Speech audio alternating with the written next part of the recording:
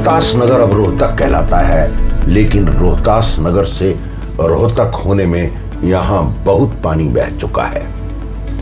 2009 में परिसीमन के बाद जाटों का राजनीतिक दबदबा कम हो गया है। रेवाड़ी जिले के कोसली विधानसभा हलके का रोहतक में शामिल होना ही यहाँ के राजनीतिक तेवर बदल देता है। कोसली विधानसभा ने जाटों का राजनीतिक प्रभुत्व छिन्न कर दिया है। अब यहाँ चुनाव नहीं, हर बार जंग होती है। लोकसभा क्षेत्र में जिला रोहतक के 4 विधानसभा क्षेत्र और झज्जर के 4 विधानसभा क्षेत्र आते हैं। एक विधानसभा क्षेत्र रेवाड़ी जिले में आता है। रोहतक लोकसभा क्षेत्र के दायरे में गढ़ी, सांपला, किलोई, महम, रोहतक, कलानौर, बहादुरगढ़, बादली, झज्जर, बेरी और कोसली आते हैं। 2019 में हुए विधानसभा चुनाव में इन 9 सीटों में से 7 पर कांग्रेस को जीत मिली थी, जबकि 1 पर बीजेपी का कब्जा है। महम विधानसभा की सबसे महत्वपूर्ण सीट आजाद उम्मीदवार बलराज कुंडू के पास है। कोसली विधानसभा में सबसे ज्यादा 2,22,569 मतदाता हैं, जबकि झज्जर में सबसे कम 1,60,293 वोटर हैं। रोहतक का चुनाव जातियों के रुझान से तय होता है।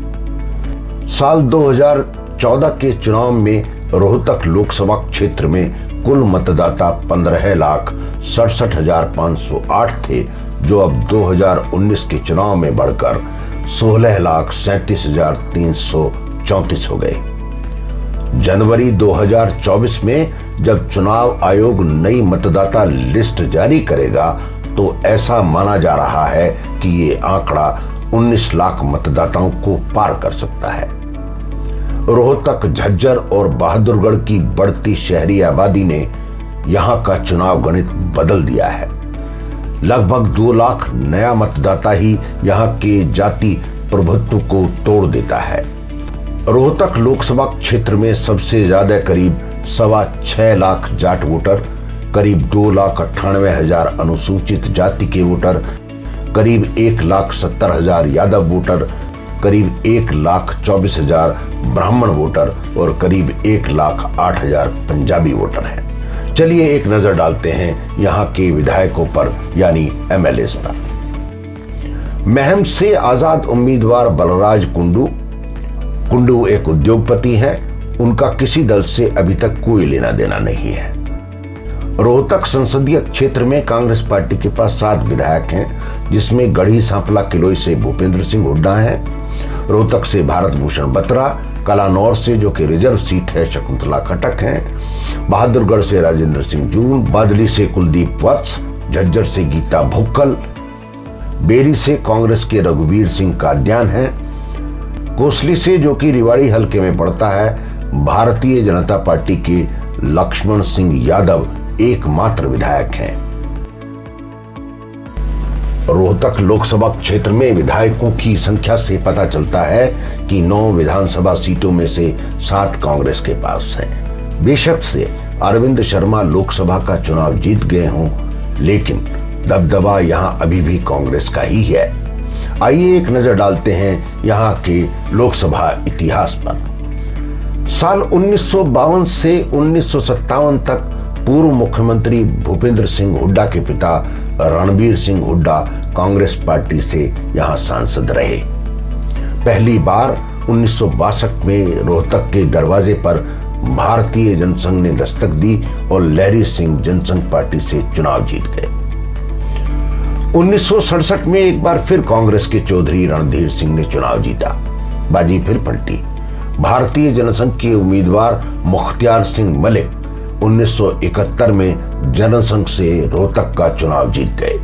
1977 के चुनाव में जनता पार्टी बनी और प्रोफेसर शेर सिंह यहां से चुनाव जीते।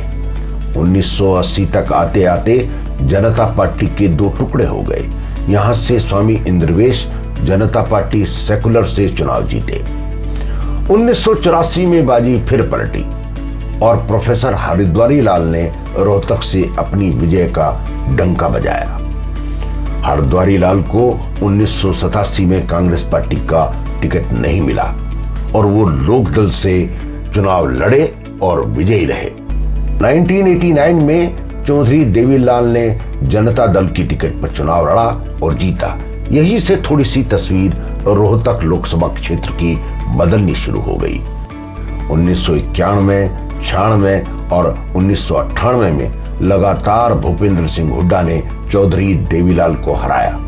देवीलाल एक बड़ा नाम था, उनकी पकड़ बहुत थी, लेकिन उनकी एक गलती ने यहाँ की राजनीति में भूपेंद्र सिंह हुड्डा की पकड़ का परचम मजबूत कर दिया। इसके बाद 1999 में इंडियन नेशनल लोकदल के इंद्र सिंह ने चुनाव जीता, लेकिन 2005 में हरियाणा की राजनीति की तस्वीर बदलती है। 2005 में हरियाणा के विधानसभा चुनाव में कांग्रेस की विजय होती है। भजनलाल और हुड्डा के बीच संघर्ष चलता है। इसमें जीत भूपेंद्र हुड्डा के हाथ लगती है। भूपेंद्र हुड्डा 5 मार्च 2005 को पहली बार हरियाणा के मुख्यमंत्री पद की शपथ लेते हैं, जिसके कारण रोहतक लोकसभा की सीट खाली हो जाती है। यहीं पर पहली बार उपचुनाव में भूपेंद्र सिंह हुड्डा के बेटे दीपेंद्र हुड्डा की राजनीति में एंट्री होती है। 2005 का उपचुनाव दीपेंद्र हुड्डा अपने घोर विरोधी कैप्टन अभिमन्यु को 2,32,198 वोटों से हरा देते हैं। 2009 में दीपेंद्र हुड्डा दोबारा चुनाव लड़ते हैं। अगर वोटों को देखें तो दीपेंद्र सिंह हुड्डा को 2009 के चुनाव में 5,85,016 वोट मिले, यानी कि 69.98%। लेकिन कांग्रेस के लिए वोटों का ये तूफान 2014 में रुक गया। 2014 में दीपेंद्र सिंह हुड्डा को वोट प्रतिशत 69.98% से घटकर 46.86% पर आ गया, जिसमें इन्होंने लगभग 4,90,063 वोट पाए। पहली बार बीजेपी के ओम प्रकाश धनखड़ ने 30.55% वोट पाकर लगभग 3,19,436 वोट पाए। बहुत दिनों के बाद यहाँ के मतदाता ने कमल के निशान को पहचाना। 2019 के चुनाव में बीजेपी ने रणनीति बदल दी। उन्होंने गैर जाट एक ब्राह्मण अरविंद शर्मा को जाटलैंड के जंगल में उतार दिया। इस रणनीति ने काम किया। 30.55% से कूदकर बीजेपी का वोट प्रतिशत 47.01% पर पहुंच गया। अरविंद शर्मा को 5,73,845 वोट मिले, जबकि दीपेंद्र सिंह हुड्डा को 5,66,342 वोट मिले और हालांकि उनका वोट प्रतिशत 46.4% रहा। बारीकी से देखें तो जाट दीपेंद्र हुड्डा के साथ लगभग 60% लामबंद था, लेकिन 60% गैर जाट और 40% जाट वोट ने बीजेपी के पक्ष में बाजी पलट दी। 2024 में बीजेपी रोहतक में कौन सा पैंतरा चलेगी, ये किसी को नहीं पता है।